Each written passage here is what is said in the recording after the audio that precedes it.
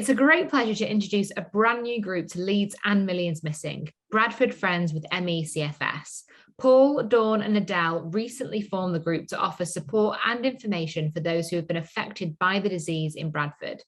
Thank you so much for joining me today and for being a part of Leeds Millions Missing. It's great to have you here. Please, tell me a little bit more about the group. I mean, how did it get started? Whose idea was it? Do you want to start, Adele? Not really. We were approached by,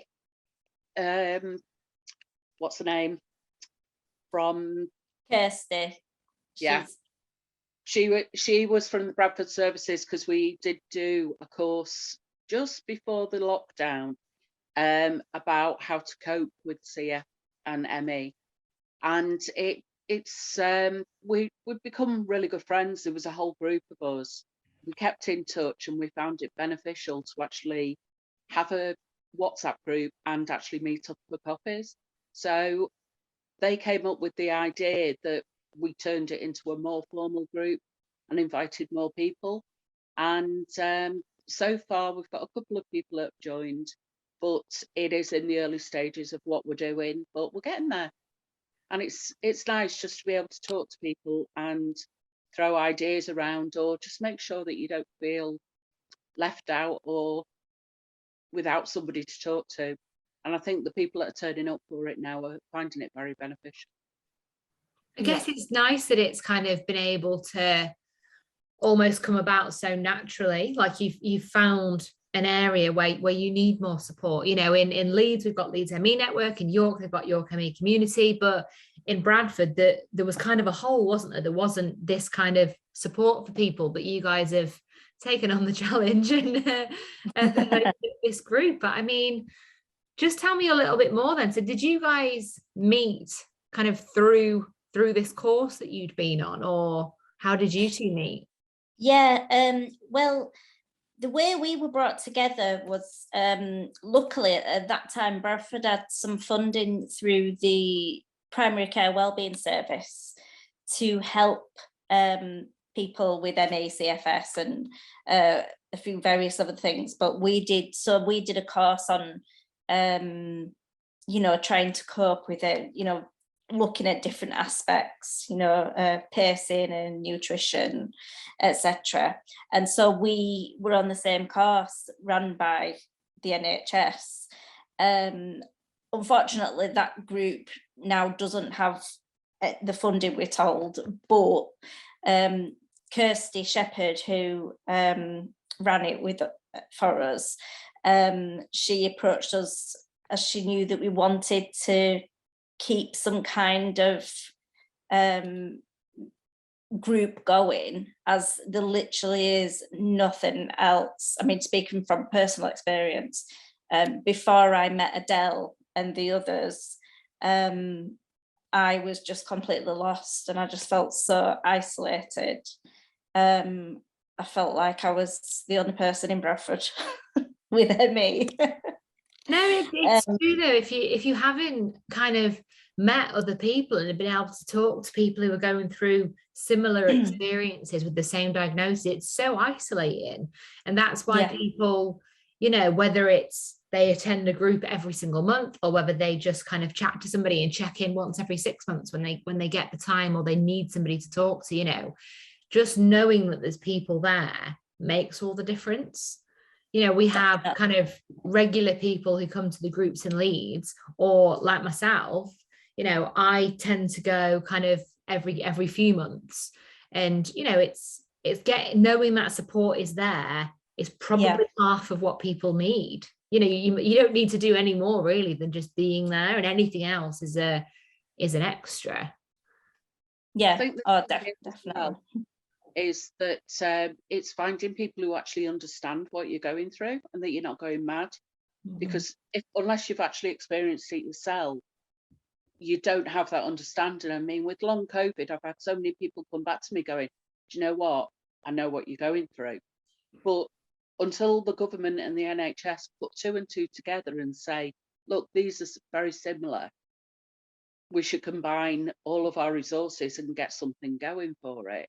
you're kind of out there and stuck, because I think they've now put the focus on long COVID and forgot about us. Like, we're losing the services in Bradford. So this is a help, because it keeps you in contact with other people and it doesn't make you feel alone.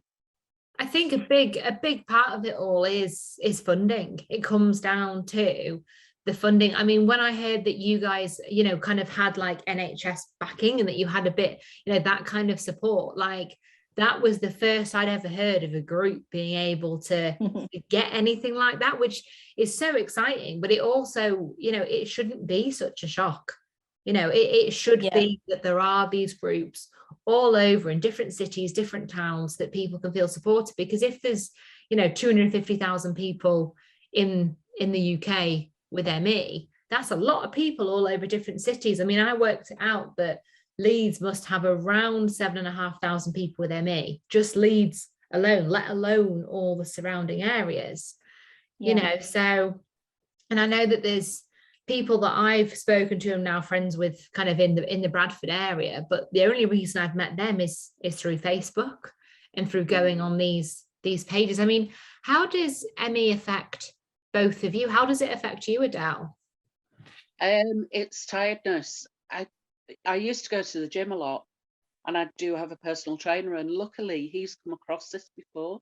He's got a couple of clients that have got the same condition, so he's actually put us all in touch with each other. But I found that used to be able to work out quite well, and then all of a sudden I couldn't. And it's the tiredness and the aching. That's what really gets me. These days, I'm managing it a lot better than I used to. But when I didn't know what it was, I was really, really struggling with it. And it was just trying to get somebody to listen to you, you know, the doctors and everything. Because if I got told lifestyle choices, again, I would have thumped somebody.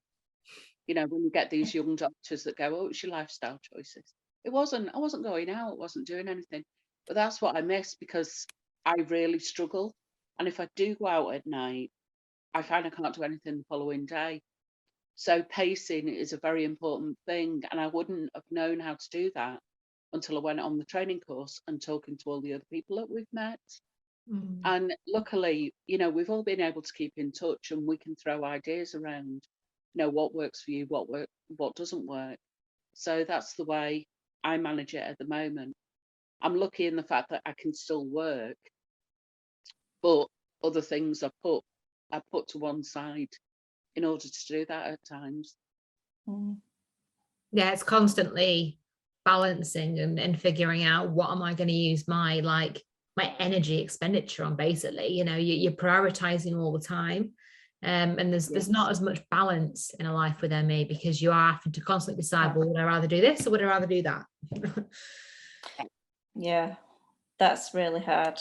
I really, really struggle with that. Even now, you know, I was diagnosed in 2018, but and it was a couple of years ago we did the course, but even now I still really struggle.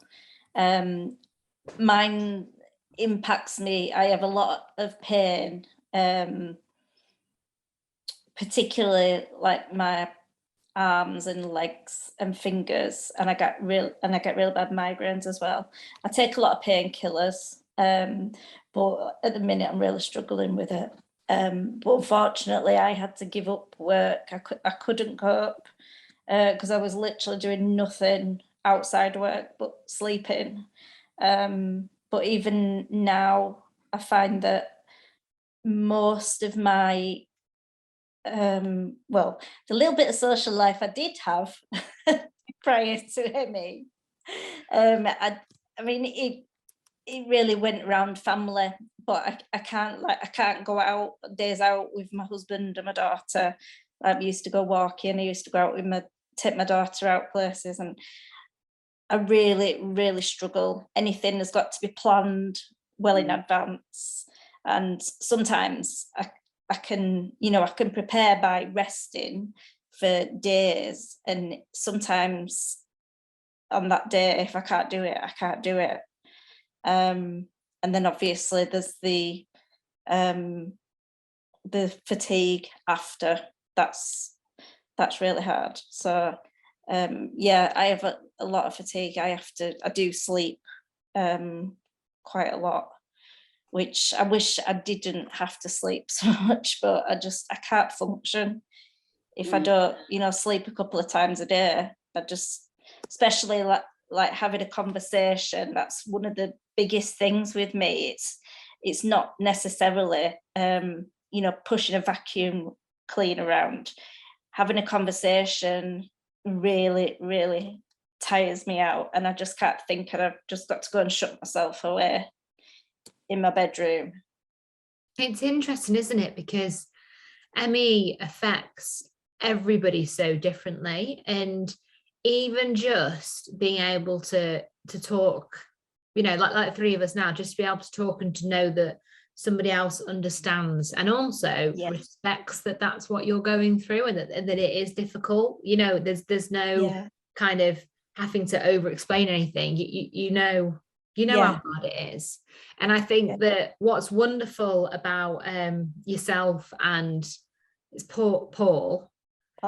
What's wonderful about yourselves and Paul is that you've seen an area in Bradford which needs more support, much like all the places all over the UK. And that is why Millions Missing is so important, because people come together, they spread more awareness, they campaign, they share their stories, whether they're doing that on social media or in person. It's so important that people feel that there are others like them and they're not alone, and to be able to not only within the ME community find support, but to also get other people to understand that ME is very much real and it's very much affecting a lot of people all around. But I mean, you're joining us for kind of your first Millions Missing. Is there anything that you guys are going to do to potentially raise awareness on the day as well? Anything that you might do with kind of the people who are part of your group? We've not got anything planned this year because we're such a new group. It's not something later on in the year will be a lot more beneficial to us, because we'll have got ourselves a little bit more grounded, a little bit more aware of what we're doing. So it will be nice though, because we've already introduced the actual Millions Missing campaign to our newest member. We have actually introduced it to her, because there's so many things that she just, it was just completely invisible to her. She didn't know anything. So many of the ideas and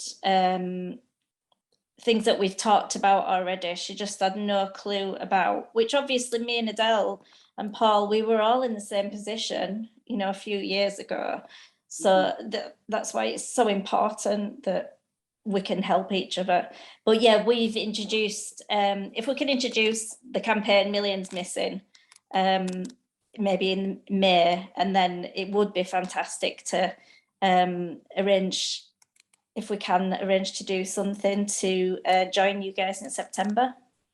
Definitely. I mean, my hope is this year is that kind of this first Millions Missing is going to be a little bit more scaled down, virtual, so I can all kind of get ready, get planning, and make sure that September, and hopefully the sunshine in September, can be a really big event, and we can have, all the surrounding areas involved in one place as well. Leeds kind of sits in the middle of having York and Bradford, the team that we have in Leeds as well. It'll be fantastic in September.